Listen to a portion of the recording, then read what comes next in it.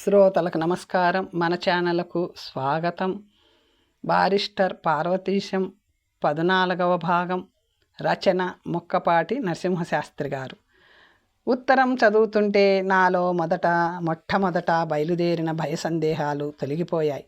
కరుణాపూర్ణమైన ఆయన అక్షరాలు కంటికి ఎంతో చల్లగా తగిలి హృదయంలో ఆనందము, ఆశ్చర్యము మొదలైన భావాలు సమ్మిళితమై నన్నొక్కసారి ముంచెత్తి ఉక్కిరి బిక్కిరి చేసినాయి. మా నాన్నకున్న సహజమైన బాహ్య కాఠిన్యం ఎక్కడా ఒక్క పంక్తిలో కానీ ఒక అక్షరంలో కానీ కనిపించలేదు. మనుష్యులు దూరమైన కొద్దీ మమతలు ఎక్కువ అవుతాయి కాబోలు.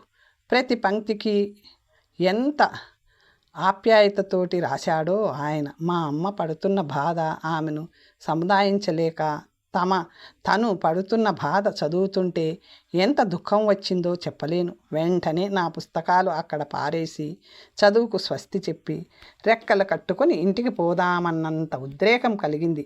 ఎలాగో ఆ ఉత్తరం చదవడము ముగించాను. కళ్ళ నీళ్లు గోదావరి వరదలా పొంగి బయటకు వస్తున్నాయి.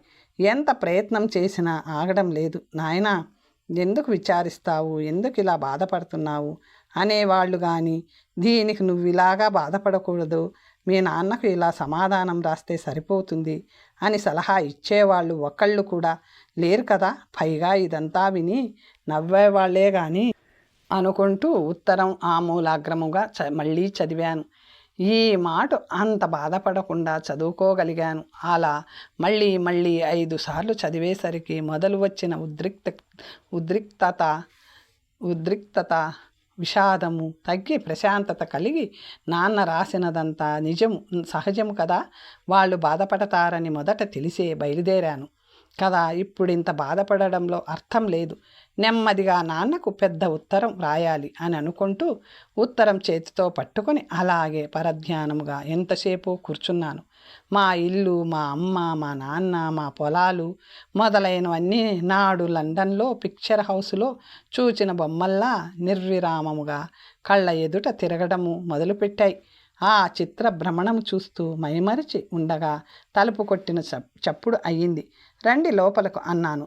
ఇంటి ఆవిడ ఒక కప్పు టీ పట్టుకొని నవ్వుతూ లోపలికి వచ్చి అది నా బల్ల మీద పెట్టి మామూలు ప్రకారం వెంటనే బయటకు వెళ్ళక ఒక కుర్చీ నాకు దగ్గరగా లాగుకొని కూర్చుంది. ఏమిటి సేమ్ గారు, ఉత్తరం మీ ఇంటి దగ్గర నుంచేనా?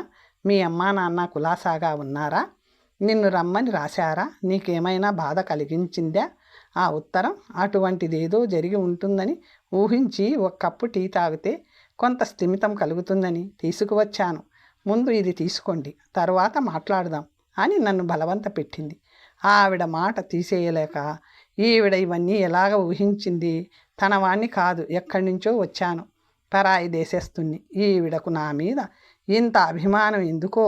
పిల్లగన్న తల్లి గనక మా అమ్మ బాధ ఆవిడ గ్రహించగలిగిందేమో అనుకుంటూ టీ పుచ్చుకొని బల్ల మీద కప్పు పెట్టేశాను.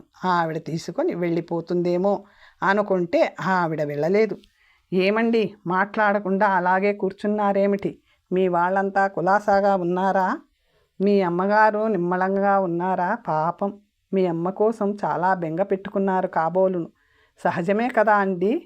ఆవిడ బాధ కొంత నేను అర్థం చేసుకోగలను. మీరుగాక ఇంటి దగ్గర కొంచెం ధైర్యంగా ఉంటుంది. ఆవిడ కడుపున పుట్టిన వాళ్ళు మీరు ఎంతమందండి అన్నది. దాంతో నాకు మళ్ళీ ఎంతో దుఃఖం వచ్చింది. ఒక్క క్షణం సముదాయించుకొని గద్గద కంఠంతోనే, నాకు మరెవ్వరూ లేరండి, నేనొక్కడినే, మా అమ్మకు నాన్నకు నేనొక్కడినేనండి, ఇంకెవ్వళ్ళు లేరు. వాళ్ళను ఓదార్చేవాళ్ళు లేరు, మరిపించేవాళ్ళు లేరు. ఆ పని చేయవలసిన నేను ఇంత దూరంలో ఇక్కడ ఉండిపోయాను. మా అమ్మ ఈ ఎడబాటు భరించలేక ఉందండి. నేను అని ఇంకేమీ చెప్పలేక పిల్లవాడికి మళ్ళీ బావురమన్నాను. ఆవిడ గబుక్కున లేచి నా కుర్చీ దగ్గరకు వచ్చి నిలబడి నన్ను తన గుండెకు అత్తుక్కొని నా తల నిమురుతూ, అలా విచారించకండి సేమ్ గారు, మీరేమీ బెంగ పెట్టుకోవద్దు, మీకేమీ భయం లేదు. మీరు తొందరపడి ఇంటికి వెళ్ళవలేననుకుంటూ ఉన్నారేమో, ఆ పని చెయ్యకండి. ఇంతవరకు మీకైన ఖర్చంతా వృధాగా సముద్రంలో పోసినట్టు అవుతుంది. ఇక్కడ క్షేమంగా ఉన్నానని, సుఖంగా ఉన్నానని, ఏ లోటు లేదని వాళ్ళను బెంగ పెట్టుకోవద్దని పెద్ద ఉత్తరం రాయండి. అక్కడ మటుకు మీ ఊళ్ళో లేని పై చదువులకు పొరుగురు వెళ్తారా వెళ్ళరా? ఇల్లు వాకిలి విడిచిపెట్టి మీ అమ్మగారు మీ వెంట వస్తారా?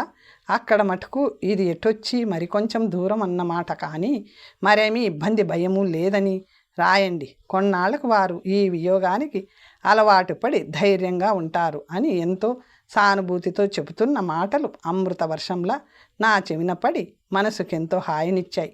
అంతటితో ఆవిడ నన్ను విడిచి మీరు ధైర్యంగా ఉంటే వాళ్లకు ధైర్యం వస్తుంది. ఇంకా మీరు బెంగ పెట్టుకోనని ఒట్టు పెట్టుకోండి.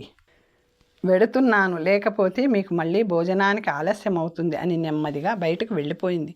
ఓహో, ఈవిడకు కూడా ఏ సంబంధము లేని నా మీద ఎంత జాలో. కష్టం వచ్చేటప్పటికి మానవులంతా ఒకటేనేమో, అందులో ఆ మానవత స్త్రీలలో మరీ ఎక్కువేమో అనుకుంటూ కాసేపు అలాగే కూర్చున్నాను. ఈ మధ్యన రాజు బొత్తిగా కనపడడము మానేశాడు. కారణమేమిటో తెలియదు. నా మీదను ఏమైనా కోపం వచ్చిందా అనుకున్నాను.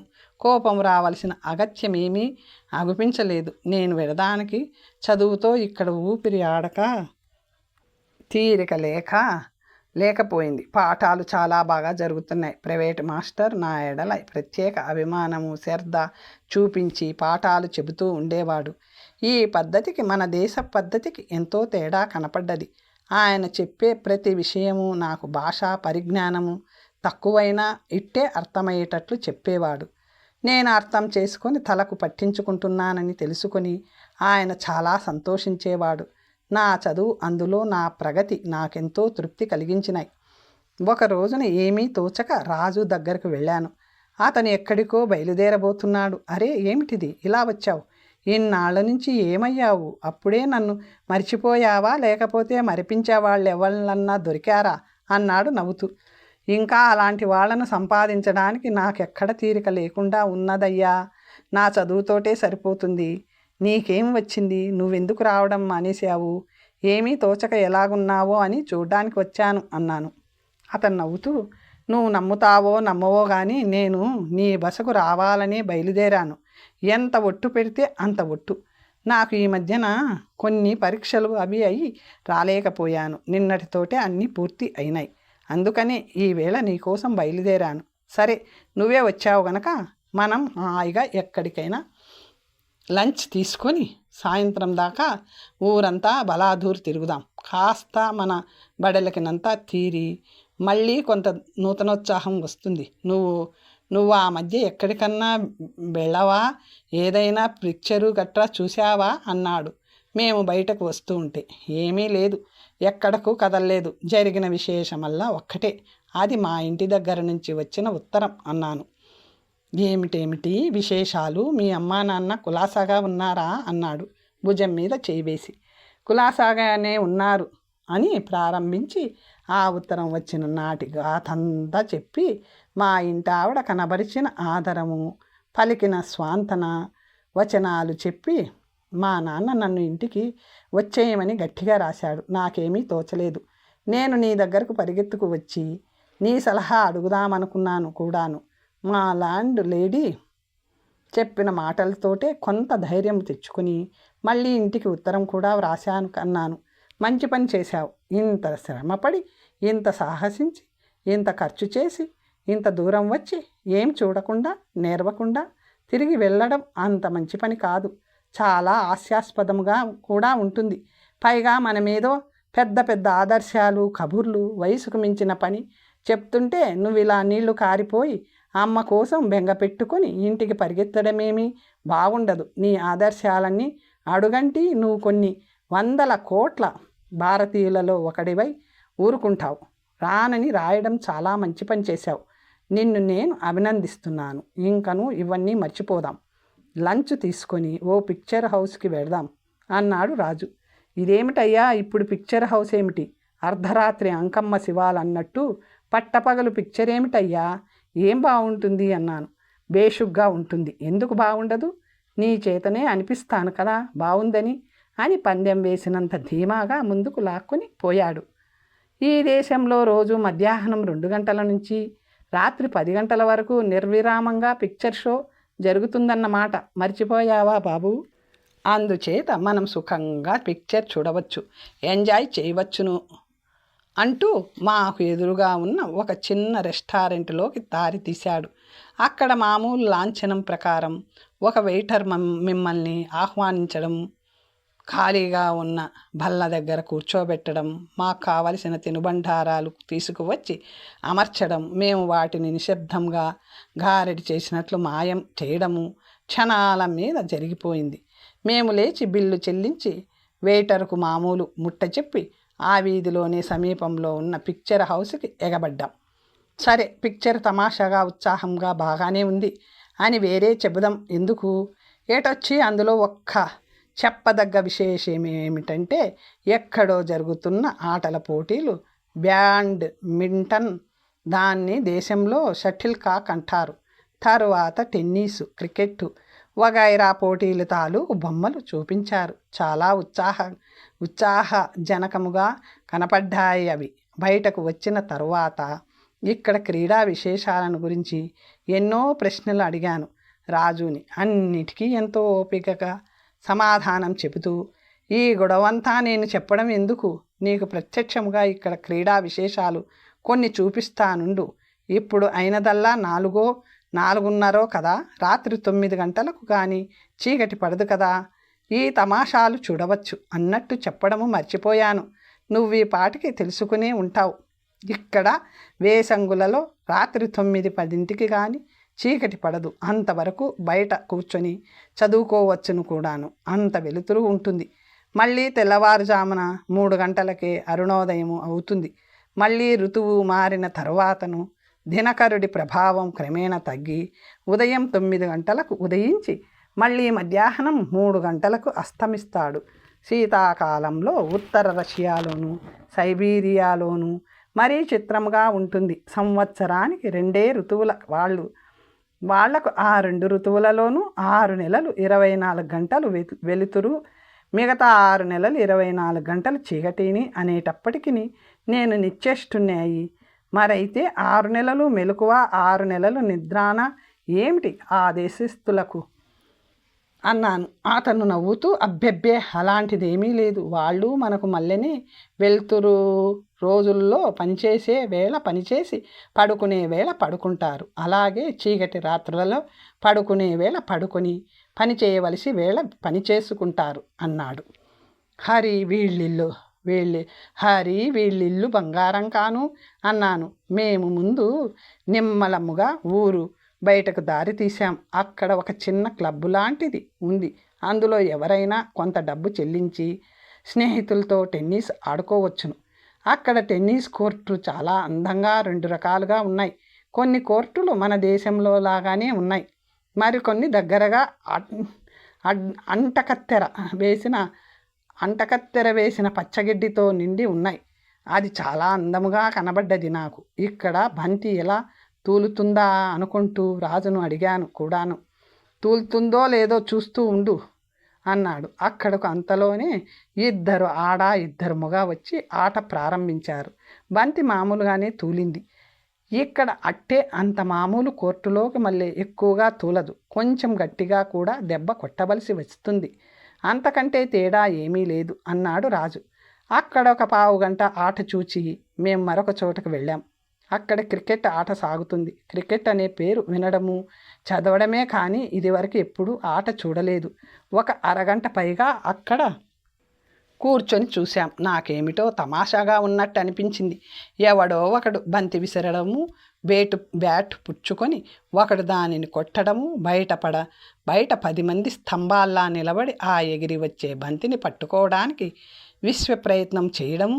ఇదో అదేమిటి నా బొంద. నా చిన్నతనంలో సంక్రాంతి పండగకు మా ఊళ్ళో ఆడే కుండబంతి జ్ఞాపకం వచ్చింది. ఏటొచ్చి ఇది అంతకంటే అందముగాను నాజూకుగాను ఉందనుకోండి. అయినా ఇందులో వ్యాయామం కానీ ప్రేక్షకులకు ఉత్సాహం కానీ కలిగించేది ఏమీ ఉంటుందా అనుకుని అలాగే అరగంట పైగానే చూస్తూ కూర్చున్నాం. ఈ మ్యాచ్ జరిగినప్పుడు చూద్దువు కానీ దాని తమాషా. ప్రేక్షకులకు ఎంత వెర్రెత్తిపోయి కేకలు ఈలలు వేస్తారో చూడవచ్చు. దానిని బట్టి ప్రజానికానికి దాని మీద ఎంత అభిమానం ఉంటుందో తెలుస్తుంది అని చెబుతున్న రాజు నెమ్మదిగా బయటకు తీసుకువచ్చాడు. అక్కడ నుంచి ట్రామ్ ఎక్కి ఊరికి మరోవైపున పొలిమేరులో ఉన్న కొండ దగ్గరకు వెళ్ళాం. దానిని బ్రెయిడ్ హిల్స్ అని బ్రెయిడ్ హిల్స్ అని కాబోలు అంటారు. ఆ కొండ మీదున్న ఒక చిన్న క్లబ్ లాంటిది ఉంది. అక్కడ కొంత సమప్రదేశము, మళ్ళీ కొంత ఎత్తు, తర్వాతను మళ్ళీ పల్లము, ఇలా రకరకాలుగా ఎంతో దూరం వ్యాపించి ఉంది. ఆ దారి పొడుగున గడ్డి అంతా అక్కడ టెన్నిస్ కోర్టు లాగానే అంటకత్తెర వేసి ఉన్నది. ఇక్కడో తమాషా ఆట చూడాలి. మన దేశంలోకి ఇంకా దిగుబడి కాలేదది అన్నాడు రాజు. మేము క్లబ్ దగ్గరికి వెళ్ళి ఆ క్లబ్ చూచి అక్కడి నుంచి ముందుకు సాగాం. మా ముందు ఒక్కొక్కళ్ళు విడిగాను జంటలుగాను చేతిలో వంకి కర్రలాంటి ఏవో పుచ్చుకొని నడుస్తున్నారు. వాళ్ళ వెనుకనే ఒక్కొక్కళ్లకు ఒక్కొక్క కురవాడు ఓ పొడుగాటి సంచిలో ఇటువంటి కర్రలు రకరకాలివి తీసుకొని వాళ్ళ వెంట మోసుకు వస్తున్నాడు. దానిని గాల్ఫ్ అంటారోయ్ పార్వతీశం, దీని తమాషా చూస్తుండు అంటుండగానే మా ముందొక ఆసామి చిన్న తెల్లని బంతి నేల మీద పెట్టి చేతికర్ర లాంటి దానితో సూటి చూసి కొట్టాడు. అది ఎక్కడో పడ్డదో జాగ్రత్తగా కనిపెట్టి ఆ చోటికి అతను ఆ వెనకాల ఈ కర్రలు తెచ్చే కుర్రాడు నడిచారు. అక్కడికి వెళ్ళి ఆ బంతిని మళ్ళీ కొట్టి పైకి వాడు సాగిన తరువాత మళ్ళీ మొదటిది చోటికి ఇంకొకళ్ళు ఎవరో ఆరంభించారు. మేమిద్దరము కొంచెం ఎడముగా వాళ్ళను అనుసరించాం. మొదటివాడు 2-3 దెబ్బలు కొట్టిన తరువాత ఒక చిన్న చతురంగంగా ఉండే ప్రదేశానికి వెళ్ళి అక్కడున్న బంతిని ఎంతో నేర్పుతో ఆ ప్రదేశ మధ్య మందున్న బిలంలో పడేటట్లు కొట్టాడు. ఇటువంటివి 18 బిలాలు ఉంటాయట. ఇన్నింటిలోకి బంతిని కొడుతూ వెళ్ళడమే ఆ ఆట. ఒక్కడు ఆడుకోవచ్చు, లేదా ఎంతమంది కావలిస్తే అంతమంది ఆడవచ్చు. దీనికి పోటీలుంటాయట. దానిలో ఎవడు ఎన్ని తక్కువ దెబ్బలతో బంతిని ఈ 18 బిలాలలోనూ పడేయగలడో వాడు గెలిచినట్టు లెక్క. ఈ ఆటలో కూడా టెన్నిస్ లాగానే ఆడామగా కూడా ఆడవచ్చు. కానీ ఈ ఆటలో సొగసేమిటో ఎందుకు ఆడుతారో నాకేమీ అర్థం కాలేదు. ఆనాడు దుఃఖభారంలో ఉన్నవారు ఎన్నడైనా ఆ విషాద బాధ తగ్గించుకోవడానికి ఆడుకునే ఆటలా అనిపించింది నాకు. ఈ మాటే అంటే రాజు విరగబడి నవ్వి భలే ఐడియాస్ వస్తాయోయ్ నీకు అన్నాడు. అక్కడి నుంచి మేము తిన్నగా ఊళ్ళోకి వచ్చి మరో క్లబ్కి వెళ్ళాం. అక్కడ 4-5 గదుల్లో పెద్ద పెద్ద టేబుల్సు, వాటిపైన ముక్మల్ గుడ్డ లాంటి గుడ్డ అతికించో కుట్టో ఉన్నది. దానికి 4 మూలల 4 రంధ్రాలు, దానికి అడుగున చిక్కాలు అతికించి ఉన్నాయి. బల్ల మీద దంతంతో చేసిన బంతిని ఒక దానిని పెట్టి ఒక పొడుగాటి చివరకు మొనదేరిన కర్రతో కొడతారు. బల్ల మీద మరో ఎర్రబంతి మరో తెల్లబంతి ఉంటాయి. ఆడేవాడి చేతిలోది కూడా తెల్లబంతే. ఈ ఆట కొంతసేపటికి కానీ నాకు అర్థం కాలేదు. తెలుసుకున్న తరువాతను అందమైన ఆటలాగా, చాలా ప్రావీణ్యము సూక్ష్మదృష్టి కావలసిన ఆటలాగా తోచింది. ఎంతోసేపు చూచినా ఇందులో ఉద్రేకం కలిగించేదేమీ లేకపోయినా విడిచి వెళ్ళబుద్ధి పుట్టలేదు. అలా సుమారు 1 గంట సేపు చూసి నెమ్మదిగా ఇంటికి దారి తీశాం. అక్కడి నుంచి ఊరికి మరోవైపు ఉన్న మరో కొండ మీదకి వెళ్ళాం. అది కొంచెం ఇంచుమించుగా ఊరికి మధ్యన కొంత సమీపంగా ఉంది. మా బసకు మరీ దగ్గర అని ఆ తరువాత తెలుసుకున్నాను. ఇక్కడ సమ్మర్దం వ్యాహాలికి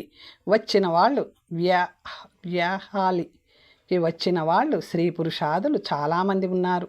అందరూ చాలా వరకు యువతీ యువకులే. జంటలుగా ఎవరి మటుకు వారు తలో చెట్టు చాటున పుట్టమూలనో ఒదిగి కూర్చొని ఎవళ్ళ ధోరణిలో వాళ్ళు పై ప్రపంచాన్ని మర్చిపోయి ఉన్నారనిపించింది. కొంచెం దూరంలో మన వాళ్ళంతా సుమారు 10-12 ఉంటారు. అందరూ తెలుగు వాళ్లే. కూర్చొని గట్టిగా కబుర్లు చెప్పుకుంటున్నారు. మేము ఉభయులము అక్కడికి చేరేసరికి వాళ్ళందరూ సంతోషంతో మమ్మల్ని ఆహ్వానించారు. కాసేపు ఈ కబుర్లు ఆ కబుర్లు చెప్పుకున్నాం. అందులో ఒకతను, మనం అంతా ఇక్కడ చెడుగుడి కానీ పుప్పట్టి కానీ ఆడుకుందాం అన్నాడు. భలే ఐడియా వచ్చావోయ్, 2 ఆడాం అన్నాడు ఇంకొకడు. భలే అంటే భలే అని అందరూ లేచారు. మేము 2 జంటల్లా విడిపోయి ఓ జట్టు ఉప్పట్టి ఆడడానికి ఉపకరించాం. 2 నిమిషాల్లో చుట్టుపట్ల ఉన్న వాళ్ళు ఆ దేశస్థులు 10 మంది 10-15 చేరారు. ఇంకో 2 నిమిషాల్లో ఎక్కడి నుంచో పరిగెత్తుకుంటూ మరో 25-30 మంది వచ్చారు. మరో 5 నిమిషాలలో 100 మంది పైగా అక్కడున్న యువతి యువకులు కూడా తమ శృంగార కలాపాలు కట్టిపెట్టి మా చుట్టూ మూగారు. వాళ్ళందరినీ చూచి మేము మరీ ఉత్సాహంతో మా ఆటలు సాగించాం. నేను చెడుగుడికి జట్టుకి అనుకోకుండా నాయకుడిని అయినాను. నాకు ఆ ఆట చిన్నప్పటి నుంచి అలవాటైన కారణం చేతను ప్రేక్షకులు చప్పట్లు కొడుతూ హరే హరే అంటూ మాకు ప్రోత్సాహం కల్పిస్తూ వచ్చారు. ఆట ముగియగానే అందులో కొందరు నా దగ్గరకు వచ్చి నన్ను మెచ్చుకొని నాతో కరచాలనం చేసి ఈ ఆట ఎలా ఆడతారు, దాని నిబంధనలు ఏమిటి అని నన్ను గుచ్చి అడిగి చెడుగుడి వివరాలు ఉప్పట్టి వివరాలు వాళ్లకు తెలియజెప్పే వరకు నన్ను విడిచిపెట్టలేదు. రేపు మమ్మల్ని కూడా ఆడనిస్తారా మీతోటి అన్నారు కొంచెం భయపడుతూ. తప్పకుండా రండి, రేపు ఆడుకుందాం. ఆటపాటలకు జాతి మత భేదాలు లేవు కదా అన్నాను. నేను చాలా గొప్పగా, వాళ్ళందరూ చాలా సంతోషించి ఎవరి దారిన వాళ్ళు వెళ్ళిపోయారు. మా దారిన మేము వచ్చాం. నేనేదో మన దేశం సంగతి చాలా గొప్పగా వాళ్ళకి నేర్పినట్లు అనుకొని గంభీరంగా నడుస్తుంటే మా రాజు నన్ను వీపు తట్టి చాలా అభినందించాడు. మొన్నటి నుంచి ఈ నెల రోజులు ఎక్కడా ఊపిరి సలపలేదంటే మీరు నమ్మాలి. ఊళ్ళో షికార్లు కొట్టడం, మిత్రులతో బాతాకాణీలు, వాదోపవాదాలతోటి అనుకుంటారేమో. అదేమీ కాదు బాబు. ఎంట్రన్స్ పరీక్ష కారు మేఘంలా భయంకరముగా వచ్చి ఏ క్షణంలో విరుచుకుపడుతుందో అనే భయంతో హడలిపోతూ నా గదికి కుర్చీకి అంటుకుపోయి తిన్నానో లేదో ఏమి తిన్నానో తెలియకుండా నూతన వైధవ్యము పొందిన వితంతువులా వీధి మొగమైన చూడకుండా కళ్ళు పుస్తకాల మీద నుంచి తీయకుండా అలా ఏమగా చదివేశానన్నమాట. మా ల్యాండ్ లేడీ ఆమె కూతుళ్ళు కూడా నా దీక్షా పట్టుదల చూసి నేనేమైపోతానోనని చాలా కంగారు పడ్డారు. ల్యాండ్ లేడీ 4-5 సార్లు నా దగ్గరకు వచ్చి కొంత విశ్రాంతి తీసుకోవాలని, అంత దీక్ష కూడదని, దీనివల్లను ఆరోగ్యం దెబ్బతినగలదని, అప్పుడు పరీక్షకు అసలే వెళ్ళలేవేమోనని ఎంతో ఆప్యాయతతో నన్ను హెచ్చరిక చేస్తూ వచ్చింది. కూతుళ్ళు కూడాను.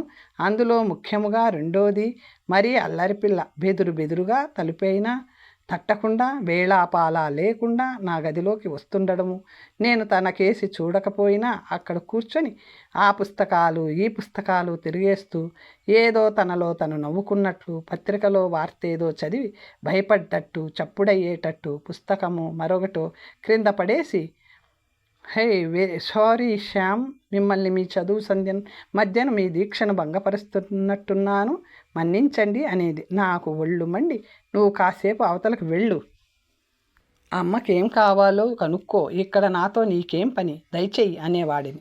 ఆ అమ్మాయి కోపగించుకోవడానికి బదులు కిలకిలా నవ్వుతూ చక్కా పోయేది.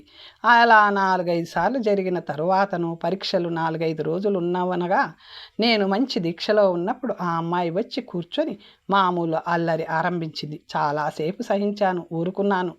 నాకు ఒక్క పంక్తి ముందుకు సాగడం లేదు. ఇలా ఓ ఆడ అమ్మాయి వచ్చి కూర్చొని అల్లరి చేస్తుంటే ఎవ్వరికైతే మటుకు పుస్తకం మీద మనస్సు ఎలా నిలుస్తుంది చెప్పండి? మన మహర్షులకే కొందరికి ఇటువంటి సందర్భాలలో వాళ్ళ తపస్సు మీద నుంచే మనస్సు మరలిపోయింది కదా. నాకు మటుకు మహా చెడ్డ కోపం వచ్చింది. సాగదీసి లెంపకాయ కొడదామనుకున్నాను. అంత కోపము సరదా చంపుకొని ఆ అమ్మాయిని రెక్క పట్టుకొని లేవదీశాను. బయటకు నెట్టేద్దామని ఉద్దేశంతో కొంచెం భయపడ్డది. కొంచెం వణికిపోతూ సారీ మిస్టర్ శ్యామ్, నన్ను కొట్టకండి, ఈ మాటకు విడిచిపెట్టండి, ఇకనెప్పుడు ఇలా రానులేండి, మీ ఆరోగ్యం చెడిపోతుందని, మీకు కొంత విరామం కలిగించాలని వచ్చాను, కానీ మరో దురుద్దేశమేమీ లేదు, నమ్మండి, వెళ్ళిపోతున్నాను లెండి అని వెనక్కు మళ్ళింది. ఆఖరు మాటలో కంఠంలో కొంచెం గద్గదిక, కంట వెంట నీరు కూడా వచ్చింది. గాలి మేఘంలాగా నా కోపం ఇట్టే ఎగిరిపోయింది. వెళ్ళడానికి అడుగు ముందుకు వేసిన అమ్మాయిని 2 భుజాలు పట్టుకొని నాకేసి తిప్పుకొని ఐ యామ్ సారీ డియర్ అని ఒక ముద్దు పెట్టుకున్నాను. ఆ అమ్మాయి కన్నీరు చూస్తే నాకు అంత జాలి వేసింది.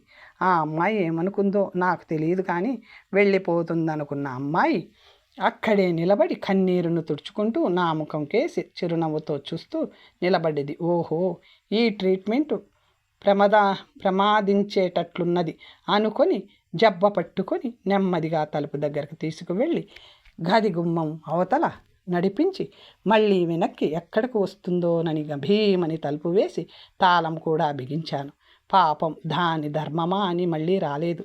భోజన పదార్థాలు తీసుకురావడానికో భోజనానంతరం పళ్ళాలు తీసుకురావడానికో వస్తుందని అనుకున్నాను, కానీ ఎందుచేతనో రాలేదు. ఇక నా మాట మర్చిపోయి మళ్ళీ చదువు ధోరణిలో ఎలాగైతేనే చదవవలసినదంతా పూర్తి చేశాను. ఆఖరు రోజున నా మిత్రుడు రాజును నాతో కూడా రమ్మనమని బ్రతిమలాడి పరీక్ష అయ్యే చోటికి వెళ్ళాను. 3 రోజులు పరీక్ష. మొదట కొంచెం దడగా ఉన్నా నిర్భయముగా నిస్సందేహముగా అన్ని పేపర్లు నాకు తెలిసినట్లు జాగ్రత్తగానే వ్రాశాను. పులి నోటి నుంచి బయటపడ్డట్టు 3వ రోజు సాయంకాలం బయటపడి ఒక్క ఉడాముతో ఇంటికి వచ్చి గదిలో ప్రవేశిస్తూనే థామస్ నమ్మగారు అర్జెంటు టీ పలహారాలు 10 మందికి సరిపడ్డన్ని తీసుకురావాలని అన్నాను. ఆవిడ హడలిపోయి ఏమిటి అంది. మరేమీ లేదు, నాకు విపరీతమైన ఆకలి వేస్తుంది. నెల రోజుల నుంచి నేను ఉపవాసం చేస్తూ వచ్చి పచ్చి మంచినీళ్ళైనా తాగకుండా ఉన్న సంగతి మీకు తెలుసు కదా అన్నాను. తెలియకేమి నాయనా, తెలుసు, గమనిస్తూనే ఉన్నాను. అయినా నువ్వెంత ఉపవాసం చేసినది ఇంకొంచెం సేపటిలో ఇవ్వబోయే బిల్లు రుజువు చేస్తుంది అంది ఆవిడ నవ్వుతూ. పిల్లలిద్దరూ వంత పాట కాదు నవ్వారు. నేను గదిలోకి వెళ్ళి ఒక 5 నిమిషాలు కూర్చొని స్నానాల గదిలోకి వెళ్ళి ముఖ ప్రక్షాళన నాదికము ముగించుకొని రూములోకి వచ్చేటప్పటికి అక్క చెల్లెళ్ళిద్దరూ నా బల్ల మీద ముగ్గురికి పలహారాలు ప్లేట్లలో పెట్టి అక్కడ నిలబడ్డారు. అదేమిటి 3 ప్లేట్లు ఏమిటి అన్నాను. మీరు 10 మందికి తెమ్మన్నారు కదా, ముగ్గురికే సిద్ధముగా ఉన్నదని మా అమ్మ ఇవి ఇచ్చి రమ్మన్నది. సరే అయితే వెళ్ళండి అన్నాను. వెళ్తాంలేండి, ఇవి మీరెలాగూ తినలేరు కనుక మీకు కొంచెం సహాయం చేయమని మమ్మల్ని పంపించింది మా అమ్మ అన్నారు. అయినా మహా చెడ్డ అల్లరి పిల్లలు రండి. ఇక నేను చిరుకోపం నటిస్తూ దయచేయండి అయితే అన్నాను. పలహారాలై ప్లేట్లు తీసుకొని వాళ్ళు వెళ్ళబోతుంటే ఇంతవరకు మీ అమ్మ చెప్పినట్టు విన్నారు కనుక బుద్ధిమంతుల్లాగా ఇక నేను చెప్పినట్టు విని 10 నిమిషాలలో మీరు డ్రెస్ వేసుకొని తయారై నన్ను మీరు బయలు చెరోరెక్క పట్టుకొని సినిమాకు తీసుకువెళ్ళాలి అన్నాను. అయ్య బాబోయ్, మా వల్ల కాదండి అంది చిన్నమ్మాయి. నీ వల్ల కాదన్న సంగతి నాకు తెలుసు, నీ వల్ల ఏమవుతుందో కూడా తెలుసు. అందుకని మన ఉభయులకు క్షేమమని మీ అక్కయ్యను కూడా రమ్మంటున్నాను అన్నాను. సరేలేండి, ఒక్క అరగంటలో తయారవుతామని పెద్దమ్మాయి లోపలకు వెళ్ళింది. చిన్నది దాని వెంటనే బయలుదేరి తలుపు దగ్గర ఆగి ఒక్క క్షణం వెనక్కి తిరిగి మాట వరుసకు అరగంటని మా అక్కయ్య అన్నా గంటలో తప్పకుండా తయారవుతాంలేండి అని నాలుక చూపి నన్ను వెక్కిరించింది. నేను లేవబోతుంటే ఒక్క అంగలో వంటింట్లోకి వెళ్ళిపోయింది. వారం రోజులు కూడా కాకుండానే మా పరీక్ష ఫలితాలు తెలిసి మా ప్రైవేట్ మాస్టర్ గారు ఎంతో సంతోషంగా ఆశ్చర్యంతో విప్పారిన ముఖంతో నేను 2nd క్లాస్లో పాస్ అయ్యానని నన్ను అభినందిస్తూ ఒక్క మాట కౌగిలించుకున్నారు. నేను నా కృతజ్ఞత ఎంతో నమ్రతతో తెలియబరుచుకొని ఆయనకు అక్కడ కొంచెం టీ పలహారాలు ఇప్పించి పంపించాను. ఆయన ఎంతో సంతోషించి వెళ్ళాడు. మళ్ళీ ఒక మాట నాకు కనపడతావు కదా అన్నాడు. తప్పకుండా అన్నాను. ఇంతటితో మీ పని అయిపోలేదు. నన్ను యూనివర్సిటీలో చేర్పించడం, అక్కడ కూడా నేను దారిన పడే వరకు కొన్నాళ్ళు మీరు సహాయం చేయక తప్పదు అన్నాను. ష్యూర్ అని నవ్వుకుంటూ ఆయన వెళ్ళిపోయారు. ఎడింబరో రావటంతోటే ఈ ఊళ్ళో ఇండియన్ అసోసియేషన్ అంటూ ఒకటి ఉన్నదని తెలుసుకొని మొదటి రోజునే ఆ అసోసియేషన్కు ఒకసారి వెళ్ళాను, కానీ మళ్ళీ వెళ్ళలేదు. ఈ మధ్యనే రాజును ఒక మాట తీసుకొని అక్కడికి వెళ్ళాను. రాజు నన్ను అందులో సభ్యుడిగా చేరమని సలహా ఇచ్చాడు. సరే అన్నాను. ఆ అసోసియేషన్ ఒక రకంగా పెద్దదిగానే కనపడ్డది. అందులో సుమారు మన దేశం నలుమూలల నుంచి వచ్చిన వారు 100-150 మంది దాకా మెంబర్లు ఉన్నారు. ప్రతిరోజు యూనివర్సిటీకి వెళ్ళేటప్పుడు, సాయంకాలము తిరిగి వెళ్ళేటప్పుడు, లేక మధ్య 1-2 గంటలు క్లాసుకు మధ్య విరామము వచ్చినప్పుడు ఇక్కడకు వచ్చి కూర్చోవడము, లైబ్రరీ పుస్తకాలు చదువుకోవడము, లేక పాఠాలు చదువుకోవడము చేస్తుంటారు. విద్యార్థులందరూ మన తెలుగు వాళ్ళే. ప్రత్యేకము 30-40 మంది దాకా ఉన్నారు. ఇంతమంది అది వరకు ఎప్పుడూ మెంబర్లుగా లేరట. ఇదేదో గాలిపాటులాగా మన తెలుగు వాళ్ళందరికీ ఒక్కసారి ఇక్కడకు వచ్చి చదువుకోవాలని బుద్ధి పుట్టి చాలామంది